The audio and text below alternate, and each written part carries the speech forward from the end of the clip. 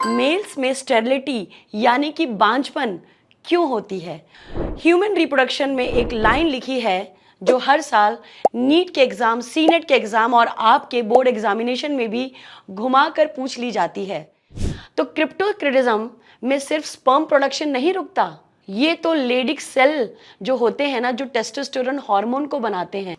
Hello बच्चों, आज हम क्लास 12 की बायोलॉजी का एक बहुत ही important and very high yielding concept को समझने वाले हैं इस अपने वीडियो सेक्शन में। तो आज के इस वीडियो सेक्शन का टॉपिक है मेल्स में स्टेरिलिटी यानी कि बांझपन क्यों होती है और इसका क्रिप्टोक्रिटिज्म से क्या बायोलॉजिकल कनेक्शन है। ह्यूमन रिप्रोडक्शन में एक लाइन लिखी है जो हर साल नीट के एग्जाम, सीनेट के एग्जाम और आपके बोर्ड एग्जामिनेशन में भी घुमाकर पूछ ली जाती है कि टेस्टिस बॉडी के बाहर एक पाउच में क्यों होते हैं। आज हम इसके पीछे की पूरी एनाटॉमी और कोर सेलुलर बायोलॉजी को समझेंगे कि दिमाग में हमेशा के लिए बैठ जाए। चलिए शुरू करते हैं। तो यस, क्लास 12 की एनसीईआरटी का कॉन्सेप्ट है about the scrotum and the temperature. तो चलिए सबसे पहले समझते हैं इस क्लास 12 के कॉन्सेप्ट को। स्पर्म बनाने का जो प्रोसेस है उसे कहते हैं स्पर्मेटोजेनेसिस। ये प्रोसेस होती कहाँ है? तो ये प्रोसेस टेस्टिस के अंदर जो मौजूदा एक ट्यूब्यूल होता है जिसे कहते हैं सेमनीफेरस ट्यूब्यूल में होता है।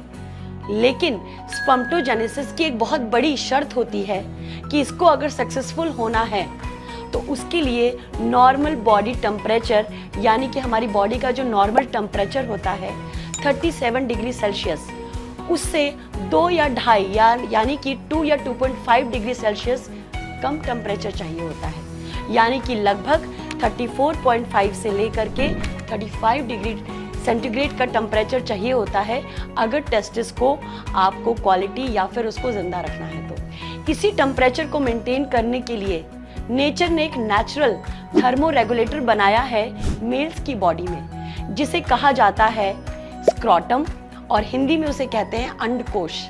स्क्रॉटम बॉडी के बाहर यानी कि एक्स्ट्रा एब्डोमिनल यानी कि पेट के बाहर हैंग करता है और ये एक बिल्कुल थैले की तरह होता है, पाउच की तरह होता है, ताकि टेस्टिस को ठंडक मिलती रहे और स्पर्म आराम से बनते रहें। क्रिप्टोक्रिटिज्म क्या है जरा समझते हैं। अब आते हैं इस ट्विस्ट पर। एम्ब्रियोनिक डेवलपमेंट के दौरान यानी कि जब बेबी बॉय अपनी माँ के वूम्ब में होता है ड्यूरिंग द प्रेगनेंसी, तब उसके टेस्टिस एब्डोमेन यानी कि उसके पेट के अंदर डेवलप होते हैं। प्रेगनेंसी के 7th मंथ में यही टेस्टिस एक रास्ते से नीचे उतर जाते हैं जिसे कहा जाता है डिसेंडिंग ऑफ द टेस्टिस, और उस रास्ते का क्या नाम है? Inguinal canal. तो इस कनाल के द्वारा the testis descend from the abdominal to the extra abdominal part in the scrotum.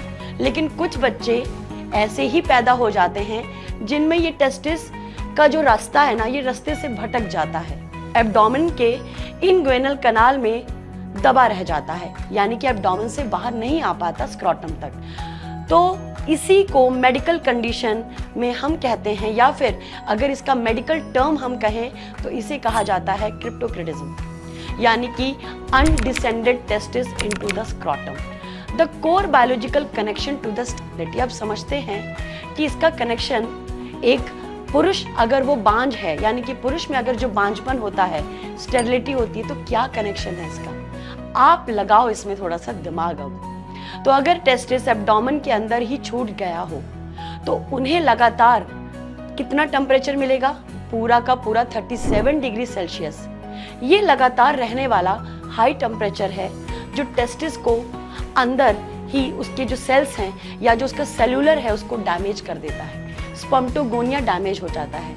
Seminiferous tubule के अंदर जो मेल जर्म सेल्स हैं जिन्हें कहा जाता है स्पर्मेटोगोनिया, वो क्या करते हैं? उनका काम होता है डिवाइड करना और स्पर्मेटोजेनेसिस प्रोसेस को स्टार्ट करना। बट वो इस हाई टेम्परेचर की वजह से कम उम्र में ही डिस्ट्रॉय हो जाते हैं या बिल्कुल इनएक्टिव हो जाते हैं।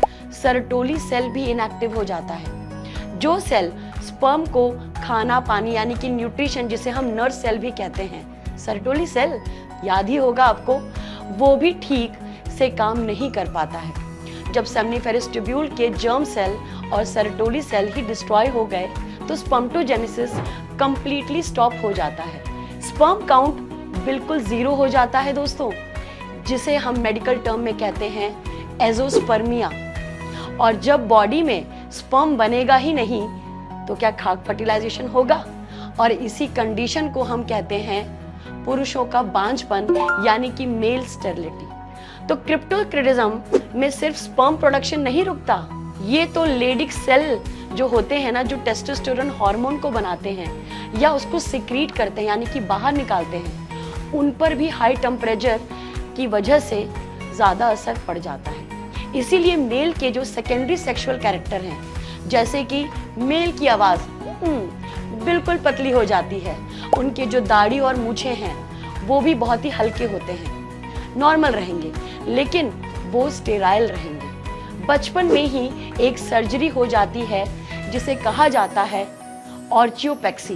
तो ऑर्चियोपेक्सी जिससे टेस्टिस को स्क्रॉटम में ला करके फिक्स कर देता है हमारे यहाँ मेडिकल साइंस, जिसकी वजह से जब बच्चा बड़ा होता है और जब उसे प्यूबर्टी हिट करती है यानी कि जब वो किशोर अवस्था में आता है तो वो बांझपन की शिकायत से ना गुजरे, यानी कि बच्चा स्टेराइल ना हो। स्पर्म बनाना है तो ठंडक जरूरी है, वरना बात स्टेरिलिटी तक पहुंच जाएगी। तो होपफुली ये वीडियो सेक्शन आपको बहुत अच्छे से समझ में आया कि ये जो बांझपन है ये सिर्फ फीमेल्स में नहीं होता, ये मेल्स में भी होता है। और इसका एक पूरा कॉन्सेप्ट आज हमने समझा बहुत ही अच्छे और बहुत ही पेशेंसफुल तरीके से। So thank you so much, और ऐसे ही इंटरेस्टिंग टॉपिक्स मैं लेकर आती रहूँगी। सो वंदना मैम के टॉपिक्स को ज़रूर आप ध्यान से देखें, क्योंकि ये आपके NCERT के ही कॉन्सेप्ट्स हैं।